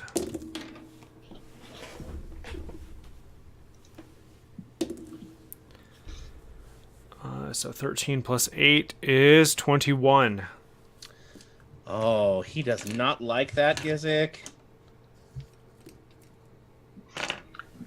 Hey, Jeff, it's actually 2d8. Oh, it's 2d8. The critical on a defensive staff is die 8, so you get to roll 2d8 instead of 2d6. Do you want to re-roll all your damage, Jeff? Sure, since that's the only damage I'm rolling is the critical dice. Yeah, I don't mind at all. Just let me know what the, All right. the grand total is. What did I said it was 21, right? You said 21. I rolled 2 6s instead of 2 4s, which would make it 25. Nice. Thanks, Ryan. Thanks Yep. for that. Yeah. Okay. So.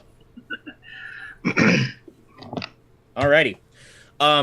He screeches and howls in pain, but he's still clinging onto your back, unfortunately. I can push him. Oh, where are you pushing him to? Just Like off? into the pew. Yeah. Okay. Well, ironically enough, that's the front of the pew. So you push him into square R11. Sit down.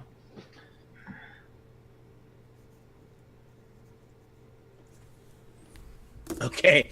So Lachlan, you take your longsword again, you clang it on the floor, and tuning fork pointed at him, and it goes boom, this thunder burst goes out, and he looks up and he's like, "What's that?" Ah! Boom! Hits him in the head, and he goes tumbling backwards over into the pew. He's now sitting in the pew. It affects him somehow. He picks up a prayer book and starts praying, and it's terrible. Then he starts singing Madonna's Like a Prayer. It's this whole thing. It's terrible. Anyway, the attack was very effective. God. And that is Lachlan's turn. Anything else you want to do? Yeah, I want to take a move action. Okay.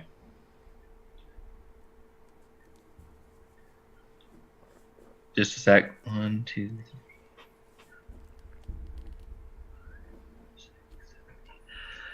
Okay, I'm gonna use the run action. Okay. And try and do a couple more athletics checks to get over some pews. All right. Tell me where you're going. I want to go to square 3, U3, right next to that red cap that's trying to get away. Okay. Make me 2 13 DC athletics checks, please. Okay, that's yeah, I got him. I got +9, so I only need 4s to do it. So. All right. So they do not impede your movement. Treat them like normal squares. Okay, so then I will end my turn in U3.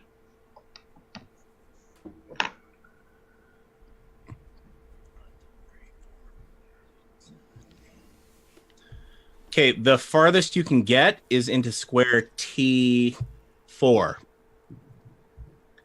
You were in square 7L, right? 7L. So if I go 1, 2, 3, 4, 5, 6, 7, 8. 6. Let's see. Yep. The farthest you can get is to T3. Okay. All right, you still have a minor action. Anything you want to do? I want to spit at him. You can do that with a minor action. You run over there, but you're out of breath. You're like, and you're from Talispoon, so you like probably learned from the dock workers how to like really hawk a big loogie. Yeah. He's switching it all while he's running. Okay, so no, how's Gizik looking? Is he pretty hurt? Yeah. yeah. Yeah. No, my minor action is going to be a majestic word on him. So you can spend a surge, regain 4 hit points. What's the range on that? Pardon? It's a burst 5, right? I'll do it before I move. Yeah. Okay. All right. So I won't have a minor action at the end of that. I will majestic word, and it also allows me to slide the person. So I'm gonna slide Gizik.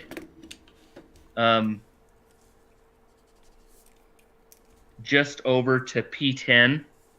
so that he's not right next to the red cap. Good move.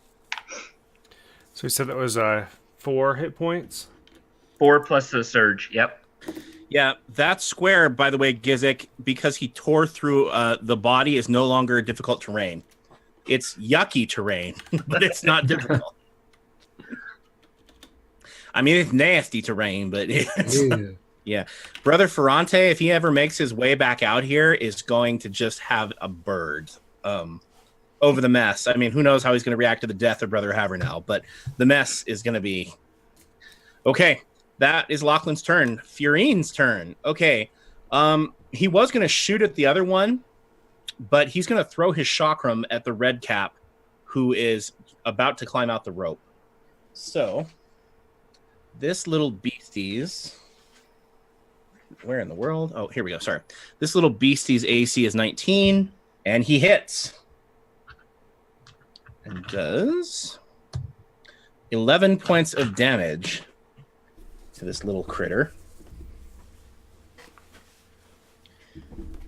And that significantly hurts him, and the chakram returns to Furine's hand, but it doesn't kill him.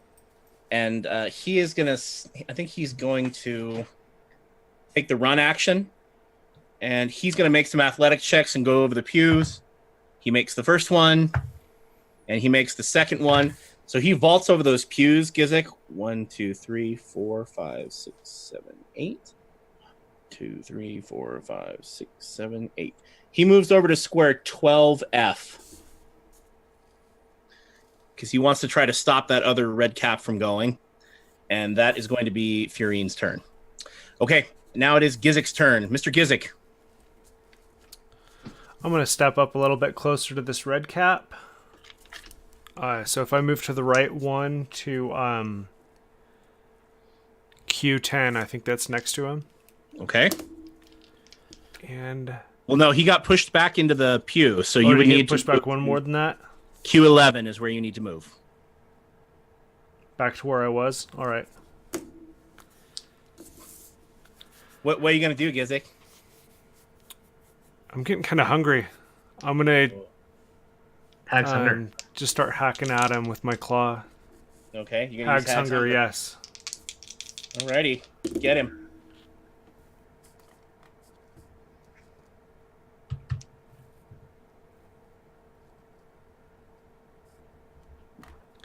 Okay, so that's a 23... and hits. a 14. Versus AC? Yeah. His AC is 19, so that does not hit the second time, unfortunately. Okay, so then that's just the 7 damage. Okay.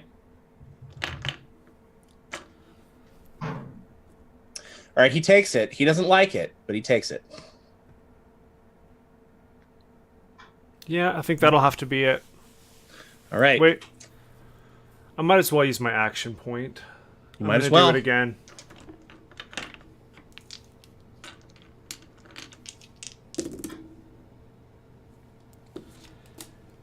All right, so that's a 27 and a 20.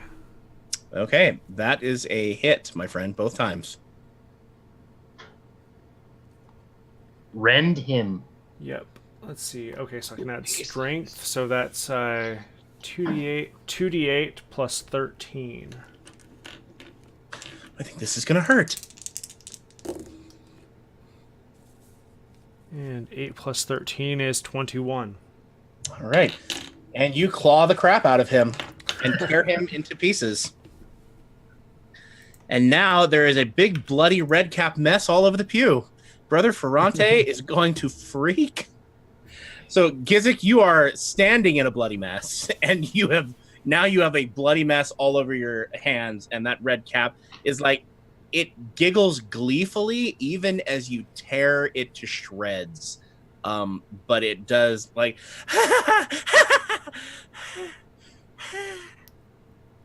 and then it stops breathing. It's pretty creepy. No more creepy than things you saw your mother do. So completely stops breathing, like he's dead now? He's very dead. I mean, he's not Brother Havernell dead, but he's pretty dead. So And just wait until that little goblinoid splits in half and a tiny goblinoid climbs out. Hey, Anduriel, my friend, it is your turn. Okay, I'm going to do a charge, I guess, so I can do 6 and 6. Where are you going? I'm going to go after the red cap in A2, so I'm going to do some acrobatics checks instead of athletics, because I'm going to do it flashier. Okay. This is an easier check, so if you're going to get next to him, you need to give me 2 you only need a 10. Okay. And I have a +9. So you only need to roll a 2 both times. A natural 20. Okay. Flourish. All right. So you are freaking what's her bucket? It's Cirque du Soleil. And a 19. All right, you Nadia Comaneci your way over both of those views. What does it look like? It's just putting one hand on, flipping around, and then doing a back spring off the next one, and I land on A1. Okay. And I take just that melee basic attack. All right, get him. With the kukre. That is a 14. 21. Okay, that is a hit. Okay. So that is 9 points of damage. And I'm going to use Blade of Nightmares. So when I hit with any attack, the enemy is immobilized till end. Yeah, he can't move. That is correct, sir. All right. Correct me if I'm wrong. This one's a freshie, right? No, he took Swarm of Shadows. But I don't think he was dropped to the point where he had the little guy pop out of his chest. Oh, yeah. Okay. Oh, this isn't a red cap. Yeah, this is... no, he's very dead now. Yeah. Okay. All right, Anduriel, you drop him. And You don't need to immobilize him. You just took him. Well, you immobilized him. I take my immobilizing very seriously. All right, so Anduriel, you Nadia Comaneci and go flipping off, land in the square next to him. And as you land, you whip out your kukri in the air and you just land the kukri in his neck. And then you pull it back out. And he crumples into the floor right next to that glass window. Yes, Bob. I don't think I could have taken any more of those. Okay. Very nice. Alrighty, that's Anduriel's turn. Anything else you want to do? No, that'll be about it. All right, that will do, pig. Okay, that is Anduriel. All right, back over to the top. That body in square 6K rips open, and another red cap comes tumbling out. Jeez Louise. Last one. Okay. Well, almost. Okay. And on his turn, he goes running 1, 2, 3, 4, 5, 6, 7, 8. 1, 2, 3, 4, 5, 6, 7, 8. He winds up in square A16. He is running towards the window and giggling madly the whole way and wiping blood all over him from the body that he crawled out of. And that is no longer a difficult terrain square. It's just a messy square. Just icky. It's pretty disgusting. Anyway, but he's a freshie, so he climbs out, and that is that business. Okay, the other red cap, Lachlan, did you do anything to immobilize him? No. No. Okay, he double moves, and he climbs out the window. Bada bing, bada boom. How high are the windows? The windows are about 5 squares up. Squares? Yeah. Yeah. So That's he fair climbs, and he climbs up easily, almost as though he had a climb speed. It seems effortless, but he does use the rope. He uses the rope, climbs up the window, and drops out the window. And you hear him drop to the outside. Punk. And that is what he does. And the other one is very dead. So, yeah, I'm pretty sure that's it. Lachlan, it's your turn. The one on the pew is dead too, right? Yes, Gizik clawed him to pieces. Okay. Like a lot. So do we just have the one who's gonna be, Russian nesting dolling over by Anduriel? A16, yeah. And then the other one who's running for the window? Yeah. Okay. Well, man, I don't know that I can stop him from getting to that window. It's highly unlikely at this point. Is that like the last window that's not broken yet?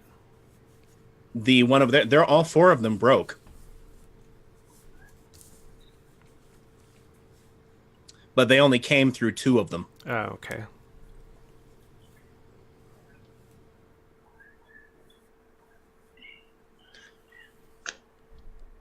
Yeah, But who knows? That could have been done. That could have been done from outside.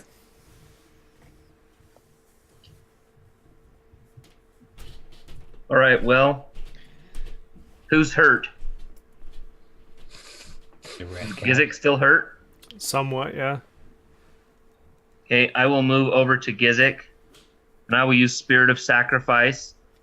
And so he gets. You don't have to spend a surge. I spend the surge, but you get your surge value in hit points. Princess Fiorine is injured. Oh, that's right. But he's too far away, and I don't care about him. Yep.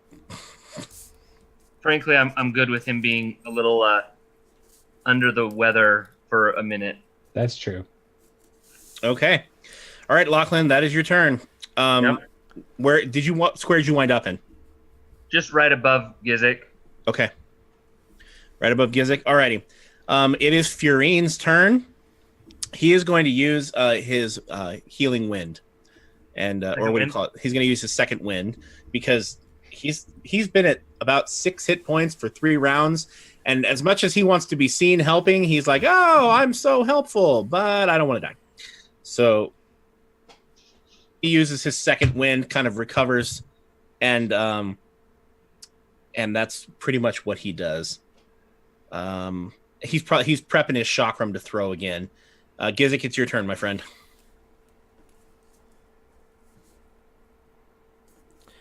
All right, I'm going to move to 16K. Okay.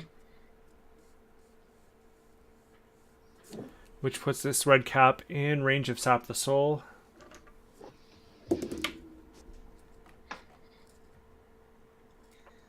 Uh, 28 versus Fortitude. That hits. Do you want to try to bewitch him first? I guess I could.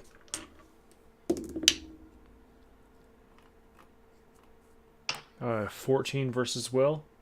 Okay, that unfortunately I think is a miss. All right, so then That's on a the miss. attack, that's 6 damage. Okay.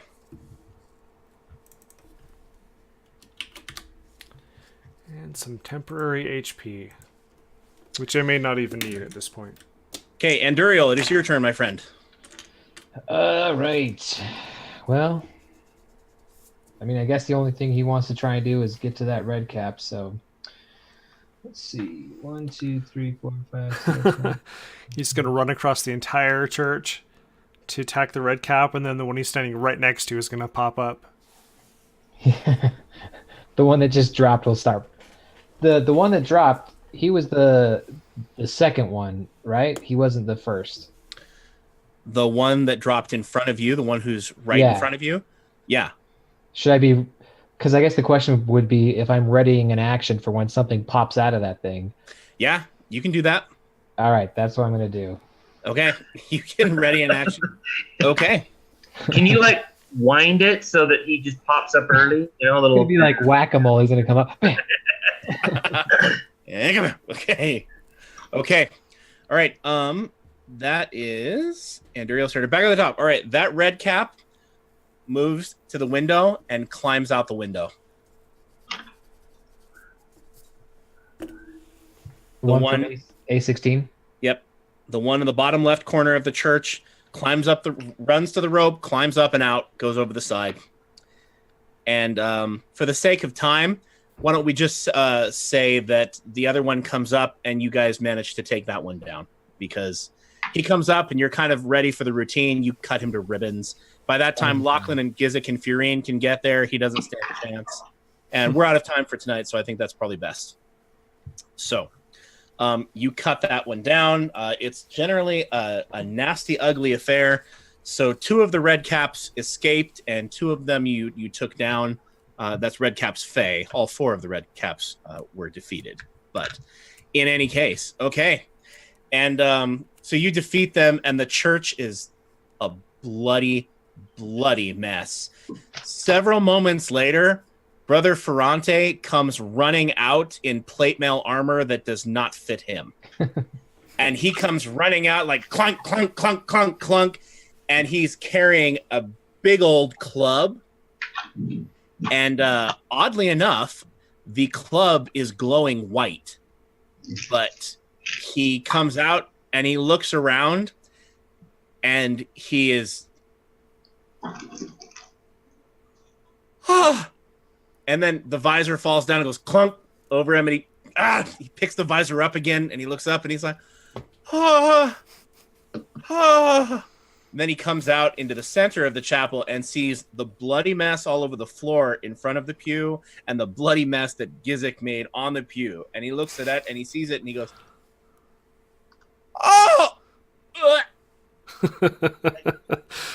turns around. The combat ends, and Sister Contratia Angel flies to the center of the podium and lands very gracefully and picks up the staff and removes the staff from the slot that it was in, and then lays the staff on the ground at the side, turns around at all of you and nods graciously at all three of you in turn.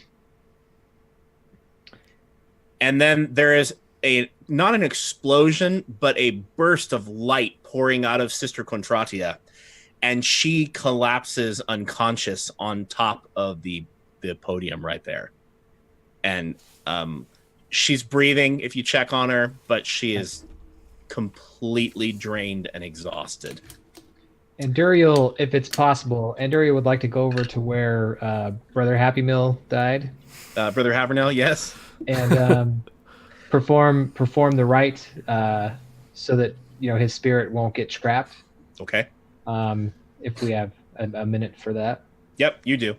So Anduriel, you go over and you say the prayer for the dead from the Church of Shadows. He goes and he says, "Naylock, keep his flight hidden from the predators of the beyond." And he sort of does the ritual. All right. So you get that feeling once again that his soul has passed on. You get that feeling of peace that kind of just settles over you.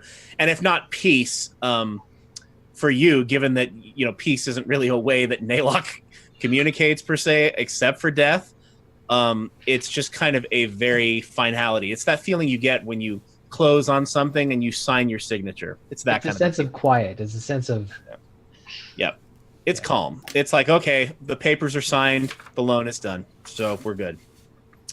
That kind. But you get the sense that he was able to move on to the path of redemption. So the quiet settles over. Brother Ferrante comes over next to Brother Havernell, where he finally sees Brother Havernell, watches what you're doing, and he's horrified, but he falls to his knees and starts weeping. And he just sobs in that plate mail armor. And it's sad and comical at the same time because it's echoing in this plate mail armor that doesn't fit him, and the visor's fallen over, but he just weeps over Brother Havernell's body. And that is where we'll end for the evening on a high note. Okay. Alrighty. Interesting evening, gentlemen. And we will be back next week. But for tonight, Jeff has our consider this moment. So take it over, Jeffrey. All right. Consider this. When you go on Twitter or Facebook or somewhere and you see a post that either makes you really upset, you're outraged at what the other guys have done, or maybe you're feeling really happy about it, like we really own the other team or whatever it is, your initial reaction is probably wrong. We need to be careful with social media, I think. It's really easy for your own background and understanding to really kind of flavor how you view things. Plus, people are really good at making posts that are there just to generate outrage. They're really sophisticated in the way they can do that. And a lot of the time, those initial posts, there's a lot more information that kind of leaks out over the next couple of weeks that lets you know that, maybe you were hasty with your judgment on that. So, just be a little bit slower to judge and assume that you know everything about something from one little post or video. So consider that. Anybody have anything they'd like to add to that? Just amen to that. I mean, it's so easy to overreact, and it's so easy to start painting people in a certain light based on incomplete information. And I think it's great no matter what side of whatever fence you sit on, is to wait for the facts, wait for things to come in before you start casting stones, as it were, even if you even have to cast stones. But just make sure you don't overreact without knowing all the facts.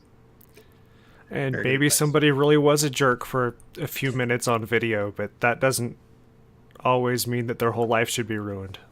Yeah. So. Yeah. You know what I think is interesting is, I liked that JT was talking about the dividing line. I mean, there is a political dividing line, but really we're all people. And for those of us who are people of faith, we're all children of God. There really isn't a dividing line, or there shouldn't be, I guess. I mean, if we're perceiving everybody around us as being on the other side of a line, I think that can inhibit the way we approach people. So I think that's good. I think it's fantastic. And I know that I've been lured into wars on social media. I don't generally engage too much in it anymore. But I think it's smart for all of us to think about how we use social media. And it's always a good reminder to come back and realize, there are real people on the other side of the internet. Oh, and it's not just social media. A lot of the time you see those tweets and Facebook posts, and then they hit the evening news, and those initial reactions are often wrong too. The news headlines often get that initial reaction wrong, and they're a little bit hasty as well. Yeah, I would agree. Ryan, do you have anything you want to add? I was going to say the same thing you did. It just reminded me of when I used to play World of Warcraft, and some people would, because they had the anonymity of computer between them, they didn't realize that, no, you're not talking to a blood elf. You're talking to a human being. and I have feelings, so sometimes people you see the virtual world as if they're interacting with an AI, and we're not AI. Yeah. And so don't write something that you wouldn't feel comfortable saying to that person, looking them in the face. Yeah. Yep. I think that's great advice. Okay, well, that is our show for the evening. Ladies and gentlemen, thank you for those of us who joined in tonight. Thank you. And as always, geeks are everywhere. There are more of us now than there are of them on the other side of the line. Right? So have a good night. Bye-bye. Bye.